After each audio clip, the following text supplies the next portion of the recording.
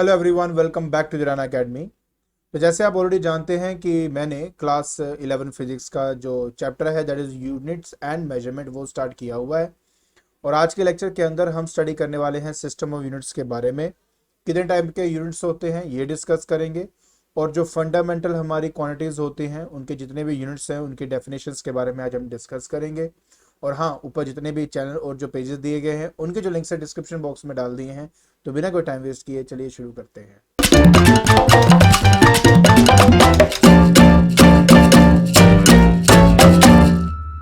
तो देखिए बेटा, आज हमें डिस्कस करना है सिस्टम ऑफ यूनिट्स के बारे में। बहुत ही सिंपल टॉपिक है, जल्दी से खत्म करते हैं। देखिए, सिस्टम ऑफ यूनिट्स की बात करते हैं तो तीन डिफरेंट सिस्टम ऑफ यूनिट्स को हम आज तक स्टडी करते आए हैं। सबसे पहले हमारे पास एफपीएस सिस्टम होता है, फिर हमारे पास सीजीएस सिस्टम होता है और उसके बाद हमारे पास एमकेएस सिस्टम होता है। एफपीएस सिस्टम की बात करें तो ये एक British engineering system of unit है। देखिए, तीन हमारे पास बेस क्वांटिटीज होती हैं, लेंथ होता है, मास होता है और टाइम होता है। इन तीनों बेस क्वांटिटीज को, या जिसको फंडामेंटल क्वांटिटीज भी हम कहते हैं, हमने उनके यूनिट्स डिफाइन किए इन तीन डिफरेंट सिस्टम ऑफ यूनिट के अंदर। जैसे एफपीएस की बात करें तो लेंथ को डिफाइन करने के लिए हम फुट का इस्तेमाल करते हैं। अच्छा, मास को अगर रिप्रेजेंट करना हो तो पाउंड का, और अगर टाइम को रिप्रेजेंट करना हो, किसी यूनिट से अगर रिप्रेजेंट करना हो तो सेकंड का इस्तेमाल करते हैं। सीजीएस की अगर बात करें, ये एक गॉसियन सिस्टम है।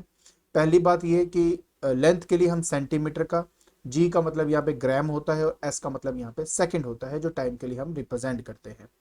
ये जो आपका एमकेएस सिस्टम है या सीजीएस सिस्टम है, इन दोनों को हम मैट्रिक या डेसिमल सिस्टम भी कहते हैं, क्योंकि जब हम उनको कन्वर्ट करते हैं किसी और यूनिट के अंदर तो मल्टीपल्स ऑफ 10 की फॉर्म में उसको आसानी से कन्वर्ट किया जा सकता है। कैसे, मैं बताता हूं आपको, जस्ट वेट करें। सबसे पहले एमकेएस के बारे में बात कर लेते हैं। इस एमकेएस के अंदर जो लेंथ है, वो लेंथ का जो यूनिट है वो हमारा मीटर है, और मास के लिए हम किलोग्राम का इस्तेमाल करते हैं, और टाइम जो है उसके लिए हम सेकंड का इस्तेमाल करते हैं। बात अब इंपॉर्टेंट नोट की है। जैसे मैं आपको ऑलरेडी बताया कि ये जो हमारा सीजीएस और एमकेएस सिस्टम है, ये एक मैट्रिक सिस्टम है, ये डेसिमल सिस्टम है। बिकॉज जब हम इनके छोटे यूनिट्स बनाते हैं, जैसे 1 मीटर में कितने सेंटीमीटर है, तो वो जो कितने जो नंबर है ना, वो नंबर हमेशा हम 10 की मल्टीपल्स में लिख सकते हैं, जो कि बहुत ईजी है याद करना भी और कन्वर्ट करना भी। सो देखिए, सिंपल सी बात ये है, जैसे कि 1 मीटर हमारा 100 सेंटीमीटर के बराबर होता है, तो 10 की पावर 2 जो यहाँ पे मैंने यूज किया है, ये एक मल्टीपल ऑफ 10 है। इसकी पावर जो है वो 2 है, यहाँ पे 10 की पावर 2 है। और उसी तरह अगर मैं एक सेंटीमीटर को मीटर में कन्वर्ट करता हूँ तो 10 की पावर -2 करके उसको कन्वर्ट किया जा सकता है, जो कि 10 का मल्टीपल है, लेकिन 1/100 है बेसिकली यहाँ पे मतलब। लेकिन अगर मैं ड्रॉबैक्स की बात करूं, देखिए सीजीएस और एफपीएस को ज्यादा तवज्जो नहीं दी गई है। उसका रीजन था, देखिए अगर मैं सीजीएस की बात करूं तो सीजीएस यूनिट से जब हम कोई भी ड्राइव्ड यूनिट बनाते हैं तो वो उसकी जो न्यूमेरिकल वैल्यू है बहुत ही ज्यादा स्मॉल न्यूमेरिकल वैल्यू मिलती है, जो कि थोड़ा सा इनकन्वीनियंट होता है मेजर करने के लिए। और दूसरा, अगर एफपीएस की बात करें, इसकी पॉपुलैरिटी इसलिए कम हुई है क्योंकि जब हम इसका मल्टीपल लेकर कुछ और कन्वर्जन करते हैं तो वो थोड़ा डेसिमल मतलब मुश्किल से, मतलब 10 की पावर्स में हमें वो कन्वर्जन नहीं मिलती।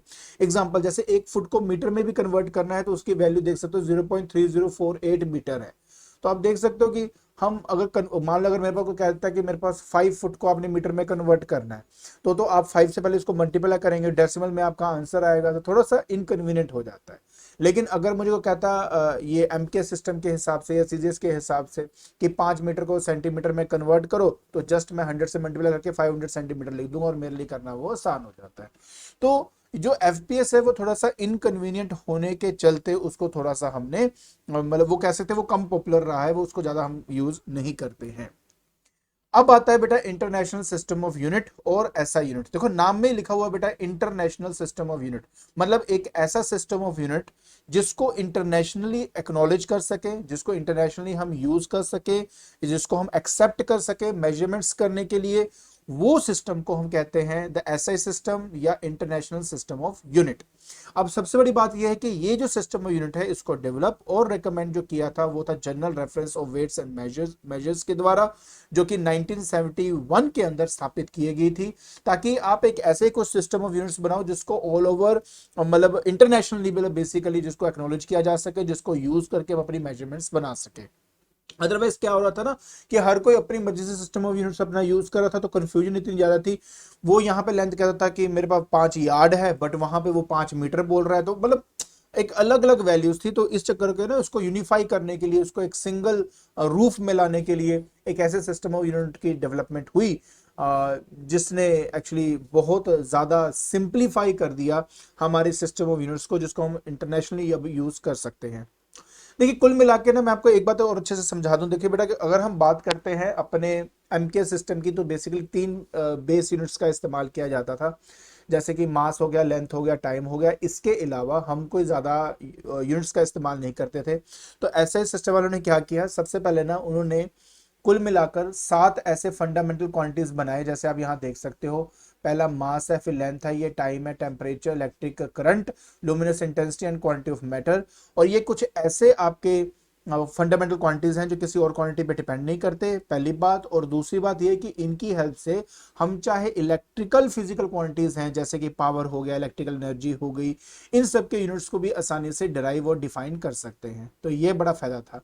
इसके अलावा 2 होते हैं सप्लीमेंट्री फिजिकल क्वांटिटी। अब ये सप्लीमेंट्री का मतलब क्या हुआ, मतलब ये वो फिजिकल क्वांटिटीज हैं जो एक्चुअली हेल्प करती हैं बेस फिजिकल क्वांटिटी के साथ यूज करके डेराइव्ड फिजिकल क्वांटिटी को फाइंड करने में। मतलब ये कि कोई भी, जैसे मान लो मेरे पास फॉर्मूला है F S cos of theta, suppose F S cos theta मेरे पास एक यहाँ पे फॉर्मूला बन गया।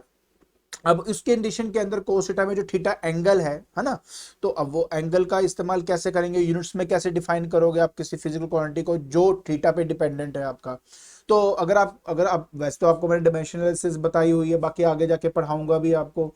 जैसे मेरे पास एंगुलर वेलोसिटी होती है, तो वो होती है angular displacement divide by time होता है। अब एंगुलर डिस्प्लेसमेंट मतलब होता है theta divide by time, theta angle होता है, एंगल के लिए हम यहाँ पे रेडियन का इस्तेमाल करते हैं। ठीक है, तो कुछ ऐसी फिजिकल क्वांटिटीज होती हैं जिनको डिराइव करने के लिए हमें इन दोनों की हेल्प चाहिए थी, इसलिए उसको सप्लीमेंट्री कहा गया। तो ये हेल्प करती हैं to the basic physical quantities, ताकि डिराइव फिजिकल क्वांटिटीज को आराम से डिफाइन किया जा सके। ठीक है, तो ये हमारे पास है, 2 हैं, एक तो प्लेन एंगल, एक सॉलिड एंगल। बाकी हम इनके बारे में डिस्कस करेंगे एक एक करके, डोंट वरी। अब देखिए, अब हमने कुछ नोट्स के बारे में बात करनी है। सबसे पहले बात तो ये है बेटा कि the system of units is essentially modified over the MKS system. और जब उसको मॉडिफाई किया गया एमकेएस सिस्टम को, तो उसका नाम रखा गया रैशनलाइज्ड एमकेएस सिस्टम। पहली बात तो ये। दूसरी बात ये है, ये इसलिए किया गया था ताकि जितने भी यूनिट्स हैं फिजिकल क्वांटिटीज की, जितने भी फिजिकल क्वांटिटीज हमारे फिजिक्स के अंदर है, उन सभी के यूनिट्स को अच्छे से हम डिफाइन कर सके, इसलिए इसका इस्तेमाल किया जाता है। खास तौर पे ना यार, जैसे इलेक्ट्रिक पोटेंशियल हो गया, कैपेसिटी हो गई, मैग्नेटिक फ्लक्स हो गया, इन सब के यूनिट्स को डिफाइन करना बहुत ही इंपॉर्टेंट था, और वो ऐसे सिस्टम वालों ने ही अच्छे से डिफाइन किया है। अब आप जानते हो कि आज की डेट में हम इलेक्ट्रिक पोटेंशियल के लिए वोल्ट का इस्तेमाल करते हैं, है ना, इलेक्ट्रिक कैपेसिटी के लिए फेरेड का इस्तेमाल करते हैं, मैग्नेटिक फ्लक्स के लिए वेबर का इस्तेमाल करते हैं। तो अब ऑल ओवर इंटरनेशनली जब कभी भी कोई इलेक्ट्रिकल कैपेसिटेंस फाइंड करेगा या कैपेसिटी फाइंड करेगा, तो वो फेरेड से उसको रिप्रेजेंट करेगा, और इसलिए ये इसकी इतनी इंपॉर्टेंस थी। हाँ, अब ये बहुत इंपॉर्टेंट है। देखिए, अब हम जो पढ़ने वाले हैं वो है the definition of the fundamental unit and the supplementary units. इसको ध्यान से समझना एक एक चीज को। देखिए, शुरुआत करते हैं सबसे पहले मीटर के साथ। कुल मिला के 7 फंडामेंटल क्वांटिटीज है आपकी, एंड उसके अलावा हमारी 2 सप्लीमेंट्री एंगल्स हैं। अब उनकी डेफिनेशन और उनको ध्यान से समझे वो है क्या। देखिए बेटा, शुरुआत होती है सबसे पहले मीटर के साथ। देखिए, ओरिजिनली जब हम मीटर को रिप्रेजेंट करना चाहते थे, तो ये थ्योरी आई थी कि एक काम करो यार, तुम ना ये पता करो कि ये नॉर्थ पोल जो है और जो इक्वेटर है, उसके बीच में अगर एक लाइन खींची जाए, और वो लाइन कहां से पास होनी चाहिए, पेरिस से पास होनी चाहिए। कहां से पास होनी चाहिए, पेरिस से पास होनी चाहिए। तो उस लाइन का जो लेंथ होगा ना, वो जो भी वो वैल्यू आएगी, उसका 1/10,000 किलोमीटर अगर आप कर दोगे, तो वो एक्चुअली 1 मीटर के बराबर होगा। मैं क्या बोलना चाहता हूं कि 1 metre was defined as 1/10 millionth of the distance between the north pole to the equator of the earth, such that the line should pass through the Paris। क्योंकि ये स्टैंडर्ड बनाना जरूरी था, क्योंकि आप चाहते तो, अगर आप चाहो सपोज, तो आप तो लाइन ये भी कंसीडर कर सकते थे, आप तो ये भी कंसीडर कर सकते थे। तो स्टैंडर्ड बनाने के लिए क्या किया उन्होंने, कहा कि पेरिस में से पास की जाए वो लाइन, और उसके बाद आप एक काम करो, जो भी आपकी लेंथ आएगी उससे करो। लेकिन प्रॉब्लम ये थी यार कि अब देखो सिंपल सी बात है, अर्थ जो है वो प्रॉपरली आपका सफेरिकल तो नहीं है, थोड़ा सा इलिप्टिकल शेप का होता है, ठीक है। तो ऐसी छोटी छोटी कई ऐसी चीजें थी जिसकी वजह से ये जो 1 मीटर की डेफिनेशन थी ये इनकंसिस्टेंट थी, मतलब कंसिस्टेंट नहीं थी थ्रू आउट। इस चलते इस चीज को निग्लेक्ट कर दिया गया था, ठीक है। उसके बाद नेक्स्ट जो हमारे पास 1899 के अंदर एक और डेफिनेशन को इंट्रोड्यूस किया। अब उन्होंने ये कहा कि एक काम करो, इनके पास ना एक प्लेटिनम इरिडियम की रॉड है। अब प्लेटिनम इरिडियम रॉड के को एक फिक्स टेम्परेचर और प्रेशर में रखा गया। वो इसलिए रखा गया ताकि उसकी लेंथ में ज्यादा कोई चेंज ना आए। अब प्लेटिनम इरिडियम जो रॉड है उसके ऊपर दो लाइंस बनी, दो पॉइंट्स बने हुए हैं, उन दो पॉइंट्स के बीच का जो लेंथ होगा वो एक्चुअली में 1 मीटर की तरह आप यूज करेंगे और थ्रू आउट हर जगह पे आप उसको यूज कर सकते हो, ठीक है। तो ये हुआ था 1899 के अंदर। बट साइंटिस्ट लोग इससे भी सेटिस्फाई नहीं थे, क्योंकि वो कहते थे कि नहीं, इससे भी ज्यादा एक्यूरेट डेफिनेशन हमारे पास होनी चाहिए। तो फिर उन्होंने क्या किया कि 1960 के अंदर एक और डेफिनेशन हमारी यहाँ पे इंट्रोड्यूस हुई थी। अब इस डेफिनेशन में क्या होता है ध्यान से समझना प्लीज। पहले तो देखो एक क्रिप्टॉन है, क्रिप्टॉन 86 है। अब पहले मैं आपको ना एक बात बता दूं प्लीज। जब भी कोई इलेक्ट्रॉन को एनर्जी ऑब्टेन्ड होती है किसी एक्सटर्नल सोर्स से, जैसे मान लो जी मेरे पास कोई एटम है, ठीक है, मैं आपको थोड़ा सा समझाने की कोशिश करता हूँ, आई होप आपको क्लियर होगा। मान लीजिए बेटा बस ये मेरा न्यूक्लियस है। अब न्यूक्लियस के आसपास क्या होते हैं बेटा, आपके पास ऑर्बिट्स होते हैं, ठीक है। अब मान लीजिए यहाँ पर एक इलेक्ट्रॉन है, मैं इसको एनर्जी प्रोवाइड करता हूँ। एनर्जी प्रोवाइड करके वो इलेक्ट्रॉन मान लो जंप करके आपके इस हायर ऑर्बिट में चला गया, लेकिन आफ्टर सम टाइम क्योंकि वो अनस्टेबल होता है हायर ऑर्बिट के अंदर, तो वो दोबारा अपने ग्राउंड स्टेट की तरफ आता है। जिस टाइम वो ग्राउंड स्टेट के अंदर आता है तो अपने में से एनर्जी को रिलीज करता है। जब वो अपने में से एनर्जी को रिलीज करता है तो उस टाइम लाइट की फॉर्म में, मतलब या फिर कहते हैं ना एनर्जी पैकेट्स की फॉर्म में, ये अपनी एनर्जी को रिलीज करता है। जो जो स्पेसिफिक लाइट होती है, जैसे मान लो इसमें से एक लाइट निकली, अब वो लाइट की मैंने वेवलेंथ कैलकुलेट कर लेनी है। वो वेवलेंथ मेरे विजिबल स्पेक्ट्रा के जहां पे भी लाई करेगा वो कलर मुझे दिखाई देता है। सो सिंपल सी बात ये है कि जब हमने क्रिप्टन 86 कंसिडर किया तो उसका एक आइसोटोप लिया पहली बात तो। अब हुआ क्या कि उसके अंदर तो कई सारी लाइट निकल रही थी डिफरेंट डिफरेंट वेवलेंथ की, बट एक स्पेशल ट्रांजिशन थी between 2p10 and 5d5 level के अंदर। अब आपने इतना गहराई में भी नहीं जाना इसके अंदर, क्योंकि केमिस्ट्री के अंदर आप इसको और डिटेल में स्टडी करेंगे। बेसिकली ये सब ऑर्बिटल्स होती हैं।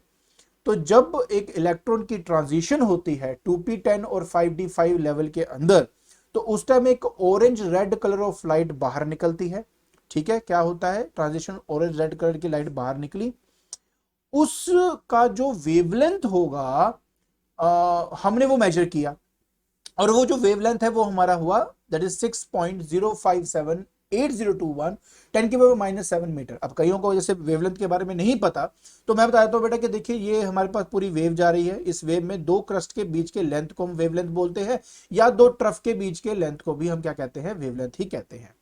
आई होप ये बात तो अच्छी तरह क्लियर होगी होगी। बस बाकी कुछ नहीं था हमारे पास, पता क्या था यार, सिंपल से मैं बताता हूँ।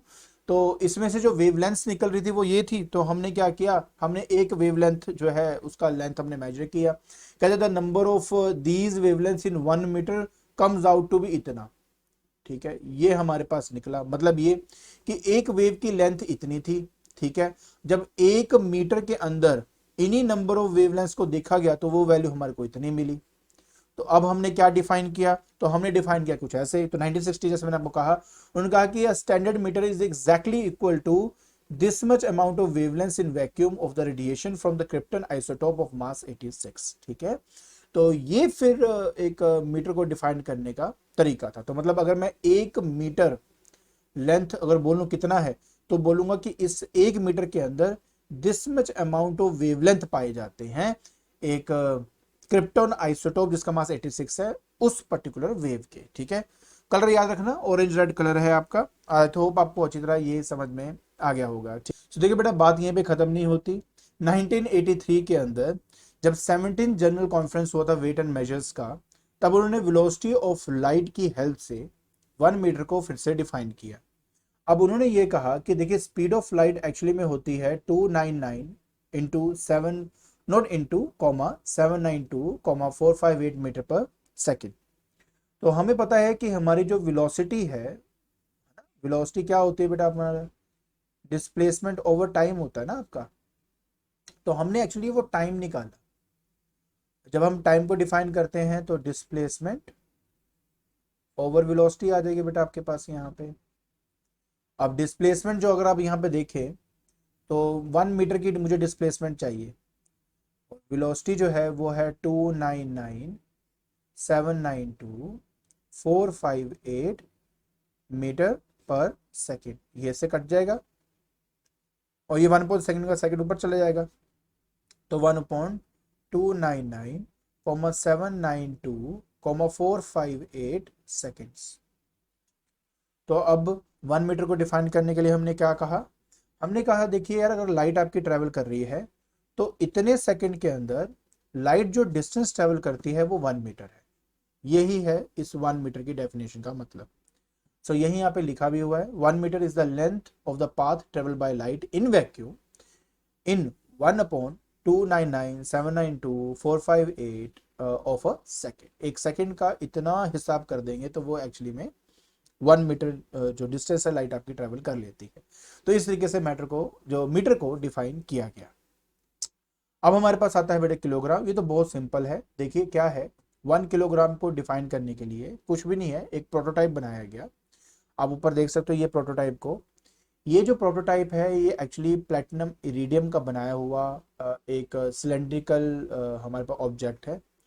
इस सिलेंड्रिकल ऑब्जेक्ट की अगर मैं हाइट की बात करूं या मैं इसके डायमीटर की बात करूं तो दोनों एग्जैक्टली सेम है, और वो कितना है 3.9 सेंटीमीटर है।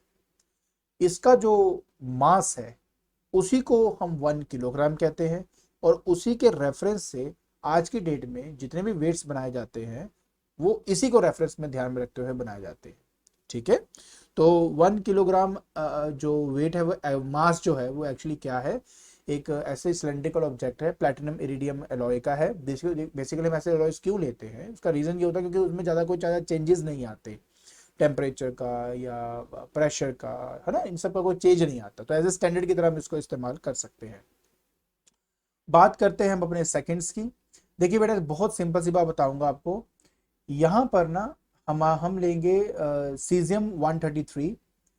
ये जो आपको यहाँ पे इतनी सारी लाइनें लाइनें दिखाई गई हैं, मैंने आपको सिर्फ समझाने के लिए बता रहा हूँ कि क्या है। क्या होता है ना बेटा कि हम किसी भी, मैं आपको एक सिंपल सा एग्जांपल देता हूँ, शायद आपको उससे क्लैरिटी हो मैं क्या बोलना चाहता हूँ। देखिए हमारे पास जैसे मान लो एक न्यूक्लियस है, उस न्यूक्लियस के अराउंड क्या होता है, ऑर्बिट होता है।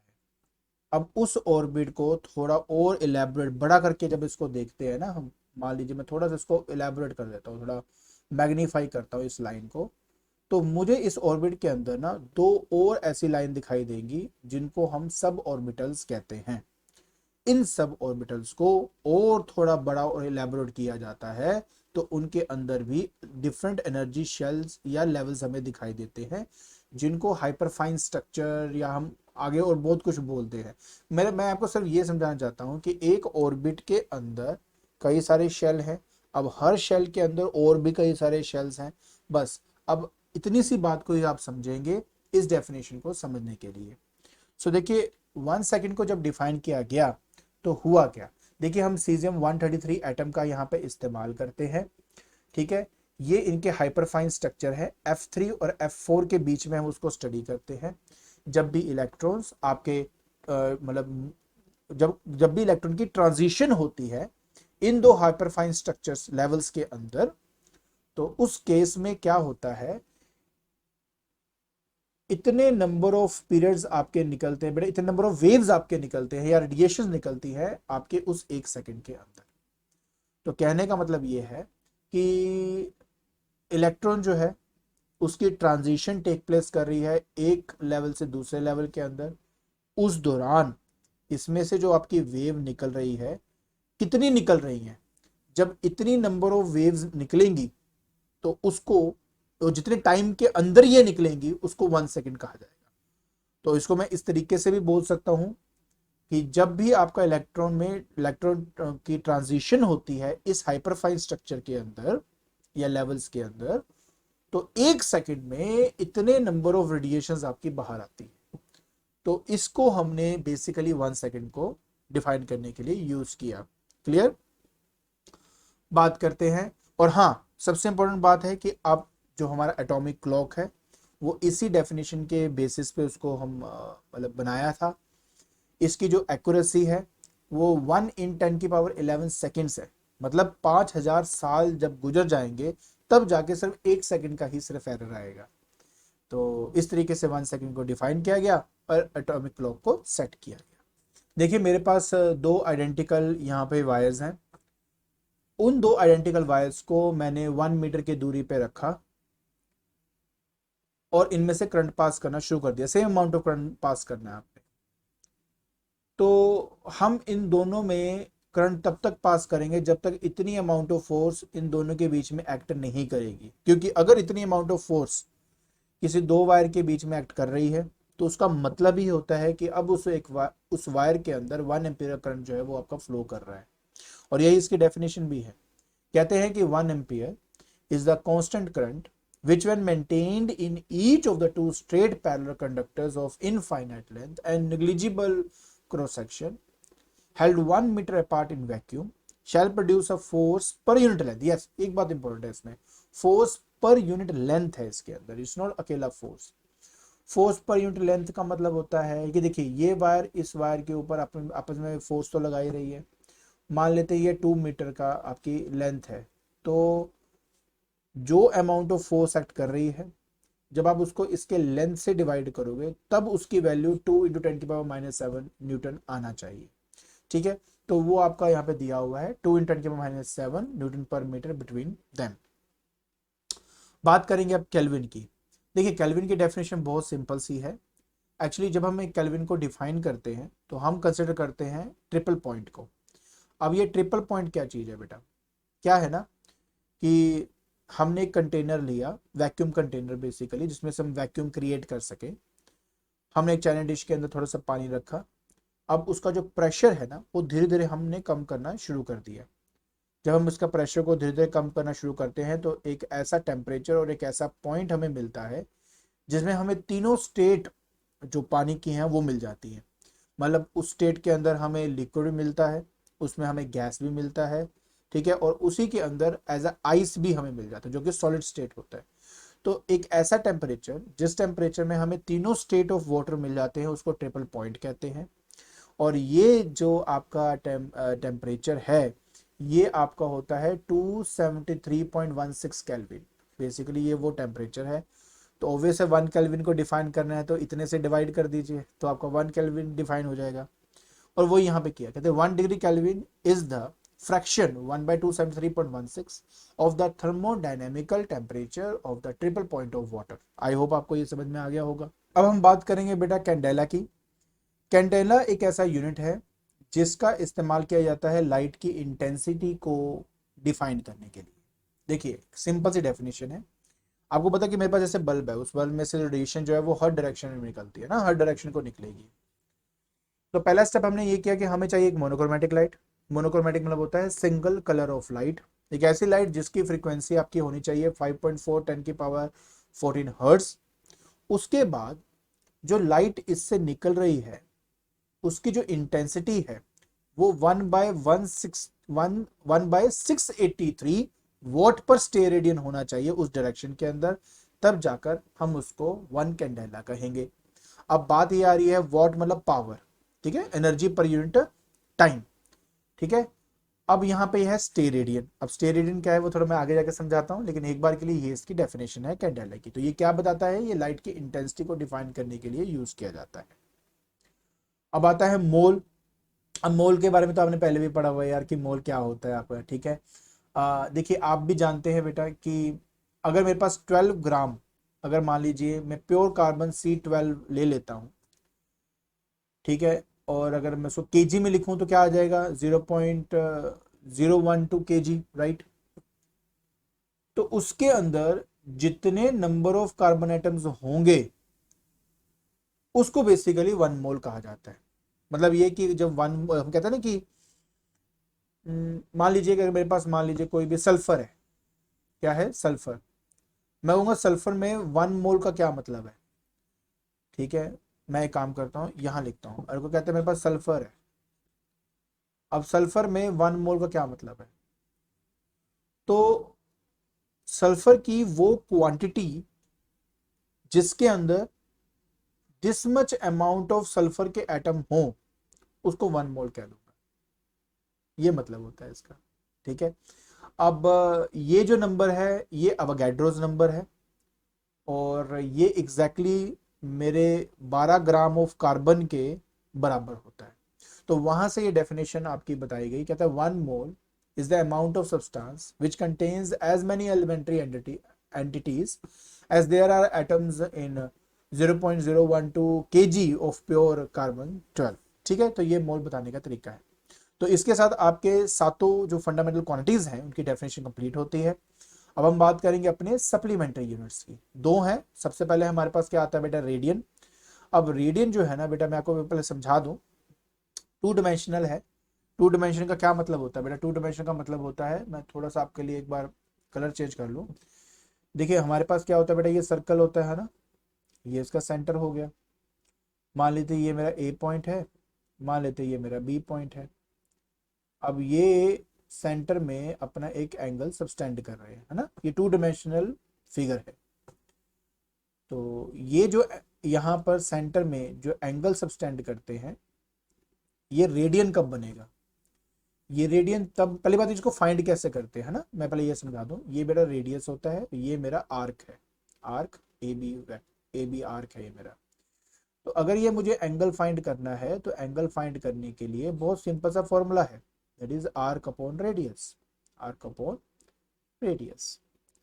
अब वो ये कहता है कि जब इस आर्क की लेंथ और इस रेडियस की लेंथ एक दूसरे के बिल्कुल बराबर हो जाए, उस टाइम जो ये एंगल सबटेंड करेगा वो मेरा 1 रेडियन के बराबर होगा। तो बस इस तरीके से बेटा इसको आसानी से डिफाइन किया जाता है ना, सिंपल कितना। सो देखिए यहाँ पे वही चीज बोली गई है, 1 radian is the angle subtended at the centre of a circle of an arc equal in length to the radius of the circle. बाकी अगर ds मेरे लेंथ है आर्क की और r रेडियस है, तो डी थीटा निकालने के लिए आर्क अपॉन रेडियस मतलब ds अपॉन r रेडियंस करके उसको फाइंड आउट किया जा सकता है। तो ये तो हो गया मेरा रेडियन के बारे में। अब हमने बात करनी है बेटा अपने स्टेरेडियन के बारे में। अब स्टेरेडियन क्या है, अब ये तो 2 डायमेंशनल फिगर है, मान लो अगर 3 डायमेंशनल फिगर हुआ, 3 डायमेंशन का मतलब हुआ कि अब मेरे पास यहाँ पे एक सफियर है, क्या है, एक सफियर है। अगर एक सफियर है तो मैंने इसका क्या किया, एक हल्का सा एक टुकड़ा काटा यहाँ पे, है ना। अब उस टुकड़े से के, अब टुकड़ा जो होगा लगभग उसका शेप कैसे होगा, देखो मैं तुम्हें अगर ऊपर से दिखाऊं, जैसे मान लो ये सफियर है, अगर यहाँ से मैं अगर एक टुकड़ा काटता हूँ तो आपको था ना थोड़ा कर्व्ड सा हिस्सा ये दिखाई दे रहा होगा आपको। यहाँ पे सेंटर में हर एक पॉइंट को अगर मैं ज्वाइन कर दूं सेंटर के साथ, हर एक पॉइंट को यहाँ से ऐसे, यहाँ से ऐसे, यहाँ से पीछे से, है ना, हर जगह से ज्वाइन कर दूं, तो सेंटर मैंने एक जो यहाँ पे एक एंगल बनेगा, इसको हम कहते हैं स्टेरेडियन। क्या बोलते हैं, स्टेरेडियन। तो जो इसका कर्व सरफेस एरिया होता है ना बेटा, ये वाले का जो एरिया होता है ना, इसका क्या होता है, एरिया, इसको डिवाइड किया जाता है इसके रेडियस के स्क्वायर के साथ, तो तब जाके हमें स्टेरेडियन मिल जाता है। लेकिन अगर एरिया और आर स्क्वायर दोनों एक दूसरे के बराबर हो गए तो वो 1 स्टेरेडियन कहा जाएगा।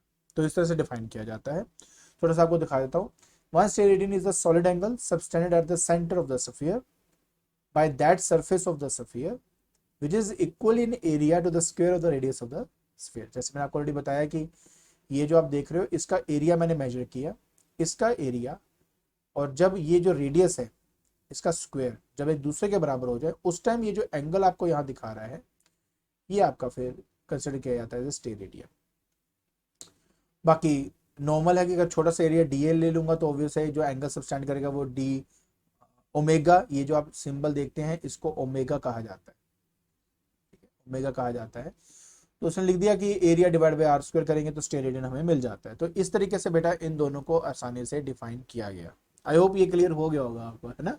चलिए अब हमारे पास फाइनली आता है सप्लीमेंट्री यूनिट्स, जिसमें हम कह रहे थे रेडियंस के बारे में। उसके अंदर बेटा कुछ इंपॉर्टेंट रिजल्ट्स हैं, अगर याद करो तो आपके लिए बेस्ट है। देखिए सबसे पहले जो रिजल्ट आप यहाँ देख रहे हो वो आप देख रहे हो कि पाई रेडियन का क्या मतलब है। पाई रेडियन का मतलब होता है कि 180 डिग्री, और अगर 1 रेडियन मुझे फाइंड ही करना तो ऑब्वियस है 180 बाई पाई हो जाएगा।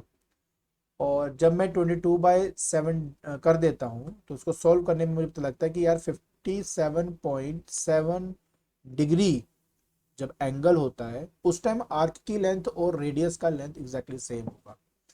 सो 1 रेडियन इतने डिग्रीज के बराबर होता है। इसके अलावा डिग्री के कई सेक्शंस बनाए गए, जैसे 1 डिग्री के अंदर 60 मिनट्स पाए जाते हैं, 1 मिनट के अंदर 60 सेकेंड्स पाए जाते हैं। मतलब क्या होता है इसका, मतलब बहुत सिंपल है बेटा। जैसे कि मान लीजिए अगर मैं, ये है मेरा सर्कल, ठीक है, ये मान लेते हैं कि मेरी एक डिग्री है। अब इस डिग्री के अंदर 60 टुकड़े किए जाएंगे, ठीक है, और एक टुकड़े की वैल्यू होगी 1 मिनट।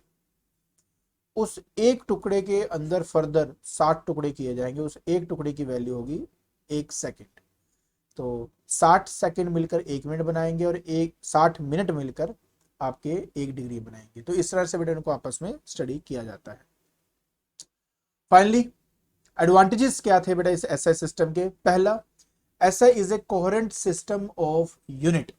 मतलब ये कि हम चाहें तो यहाँ पे लिखा हुआ है system based on a certain set of fundamental units from which all derived units can be obtained by multiplying और division without introducing a numerical factor.